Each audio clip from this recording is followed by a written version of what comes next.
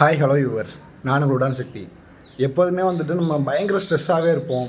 நிறையா பேர் வந்து ஒர்க் ப்ரெஷரில் வந்து பயங்கர ஸ்ட்ரெஸ்ஸாக என்ன பண்ணுறது இது பண்ணுறது, அது அப்படியே இருமோ இது அப்படியே ஆயிருமோ அப்படின்னு நிறைய பயங்கர ஸ்ட்ரெஸ்லேயே இருப்பாங்க. ஃபுல் டைம் ஸ்ட்ரெஸ்லேயே இருப்பாங்க. வீட்டில் ஏதாவது பேச வந்தால் கூட என்ன அப்படிங்கிற மாதிரி எரிஞ்சு எரிஞ்சு விடுவாங்க. ஸோ அவங்களுக்குலாம் சொல்லிக்கிறேன். ஸோ ஸ்ட்ரெஸ்ஸுங்கிறது வந்து நிரந்தரம் இல்லைங்க. அது அப்படியே போச்சுன்னா அது உங்களுக்கு வந்து உடம்புல வந்து பயங்கர வந்து எஃபெக்டை காமிக்கும். சைட் எஃபெக்ட்ஸ் அது எப்படின்னா நிறையா வியாதிகள் இல்லை உள்ளக்கே வந்து மன அழுத்தம் அந்த மாதிரி நிறையா வரும். அதனால் உங்களுக்கும் வந்து கெட்டது, உங்கள் ஃபேமிலி இருக்கவங்களுக்கும் வந்துட்டு உங்களை நம்பி இருக்கவங்களுக்கு ரொம்ப கஷ்டத்தை கொடுக்கும் அதெல்லாம். ஸோ அதனால் எவ்வளோ ஸ்ட்ரெஸ் இருந்தாலும் ஒன்றும் இல்லை, ஒரு 5 நிமிஷம் வந்துட்டு ஸ்ட்ரெஸ் பயங்கரமாகிடுச்சா ஒரு 5 நிமிஷம் கண்ணை மூடிக்கிட்டு உங்களோட பழைய நினைவுகள் ரொம்ப ஹாப்பியாக இருந்திருப்பீங்களா ஏதோ ஒரு விஷயத்தில், அந்த ஹாப்பியான வந்துட்டு நினைவுகளை வந்துட்டு மைண்டுக்குள்ளே வந்து கொண்டாந்து பாருங்கள். கொண்டாந்து கொஞ்சம் ஃப்ரீயாக ஒரு 5 நிமிஷம் ரிலாக்ஸாக ஒரு மெடிடேஷனில் இருந்தீங்க அப்படின்னா அடுத்த அந்த நாள் ஃபுல்லாக உங்களுக்கு பயங்கர ஒரு புத்துணர்ச்சி ஒரு ஹாப்பியாக போகும்.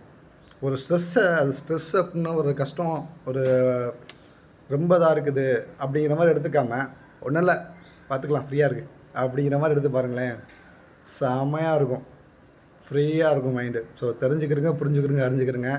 எப்போதுமே வந்துட்டு ஸ்ட்ரெஸ்லேயே தெரியாமல் அப்பப்போ கொஞ்சம் சிரிங்க, ஹாப்பியாக இருங்க, பிடிச்ச இடத்துக்கு போங்க வாங்க.